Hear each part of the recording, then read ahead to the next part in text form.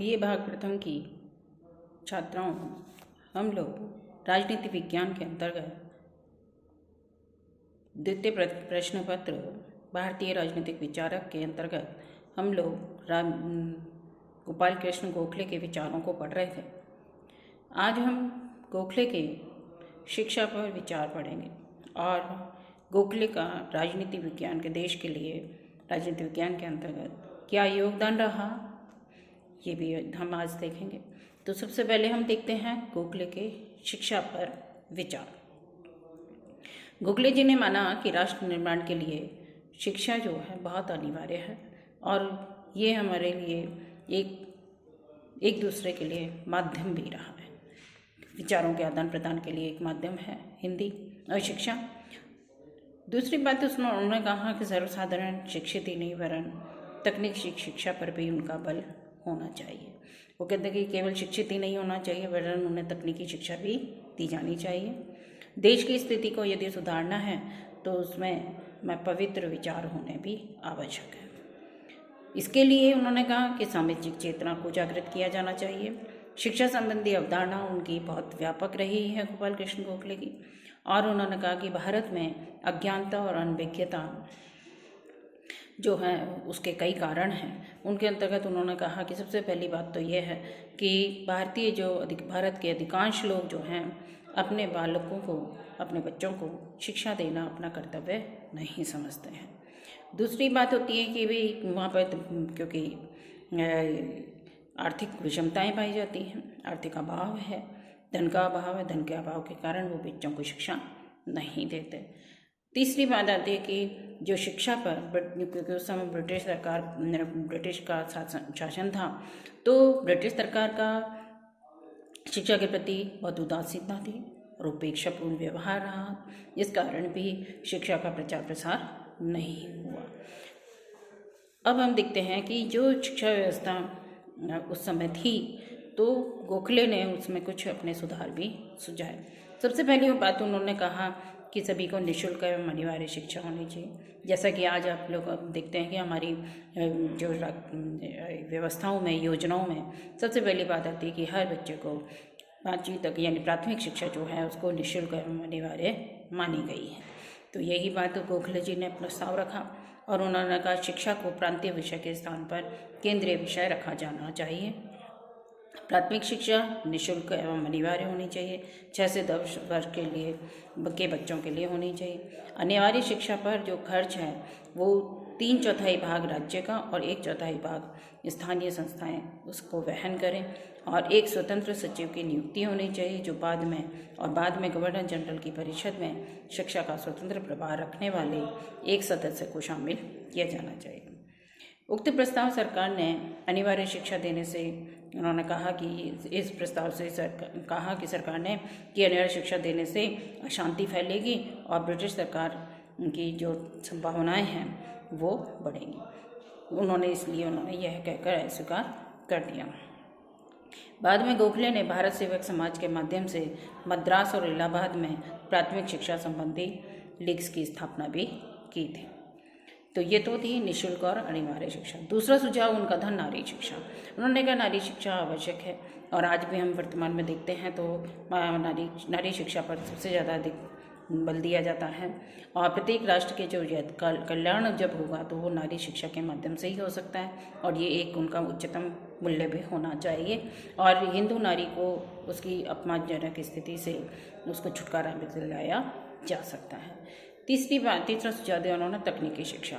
औद्योगिक एवं आर्थिक विकास के लिए यह आवश्यक है कि उसमें कृषि, इंजीनियरिंग और तकनीकी शिक्षा का विकास होना चाहिए और इसके लिए अधिक धन की उपलब्ध होना चाहिए। तो ये सरकार के द्वारा इसकी धन की व्यवस्था की जाए।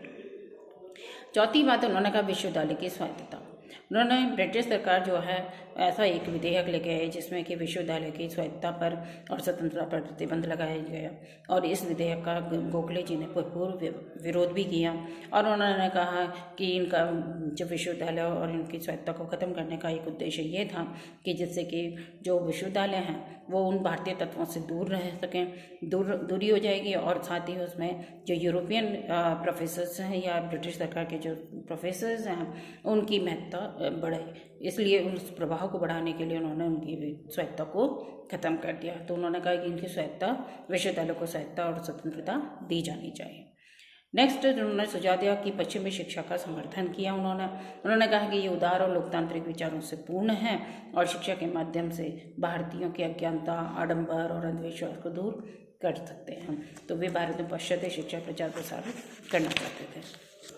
तो ये तो हमने देखे शिक्षा पर विचार। अब हम देखते हैं गोखले जी के विचारों का योगदान कि उन्होंने क्या, उनके जो विचार प्रस्तुत किए उनसे क्या भारत को मिला। तो सबसे पहली बात है उदारवादी राजनीतिक चिंतक। ब्रिटिश से, क्योंकि वो ब्रिटिश न्यायप्रियता, शिक्षा, सभ्यता के समर्थक थे, तो लेकिन और वो चाहते थे कि उनके एक अभी तक उग्र विचारधारा रही, तो उन्होंने उदारवादी विचारधारा को समर्थन दिया।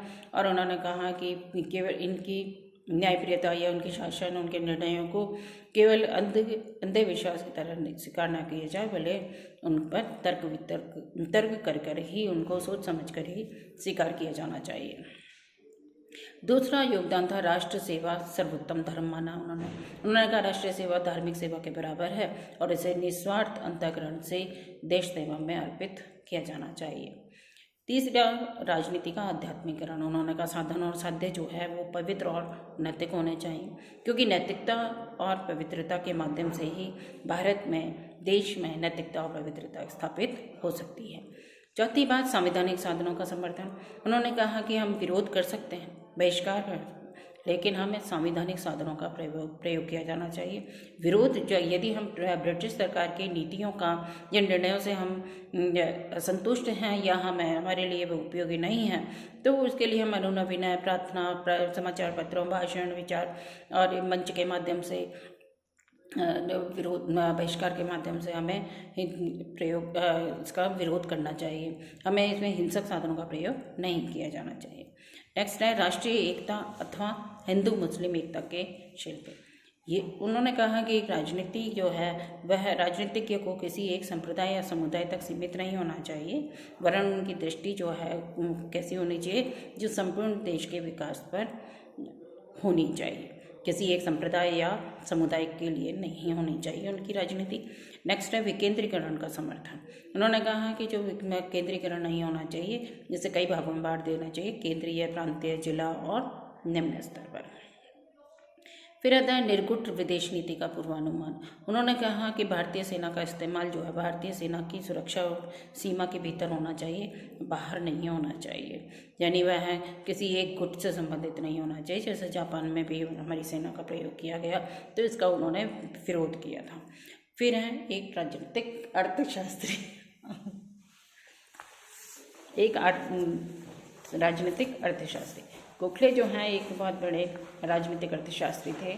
उनका आर्थिक चिंतन जो है वो सामयिक था और उन्होंने भारतीय अर्थव्यवस्था को तर्कसंगत तथा न्याय संगत बनाने के लिए अनेक सुधार प्रस्तावित किए। उनका केवल सुझाव नहीं थे, बल्कि उनके ठोस तर्कों पर आधारित थे। और इसीलिए उन्होंने कहा कि उन्होंने जो ब्रिटिश सरकार की जो नीतियां थीं उनका उन्होंने विरोध किया, और उन्होंने कहा कि ये जो नीतियां हैं वो केवल एक शोषण को बढ़ावा देती हैं, और इसीलिए उन्होंने भारतीय अर्थव्यवस्था में सुधार करने के लिए अनेक सुझाव दिए, जो कि लोक कल्याणोन्मुखी बनाने की व्यवस्था की थी। नेक्स्ट है पत्रकारिता के क्षेत्र में उच्च मापदंडों का प्रतिपादन किया। उन्होंने कहा स्वस्थ पत्रकारिता से ही जन समस्याओं को उजागर किया जा सकता है, और उन्होंने कई पत्रों के माध्यम से हमने जो जनता की समस्याएं थी उनको देश के सामने जनता के सामने लेकर आए। नेक्स्ट है शिक्षा के क्षेत्र में विचार। वे गोखले जी जो अध्यापन कार्य से जुड़े हुए थे, और उन्होंने पाश्चात्य शिक्षा का प्रचार प्रसार भी किया, और प्राथमिक स्तर पर वो निःशुल्क निःशुल्क शिक्षा, नारी शिक्षा, तकनीकी शिक्षा और विश्वविद्यालयों की स्वायत्तता का समर्थन करते थे। धन्यवाद।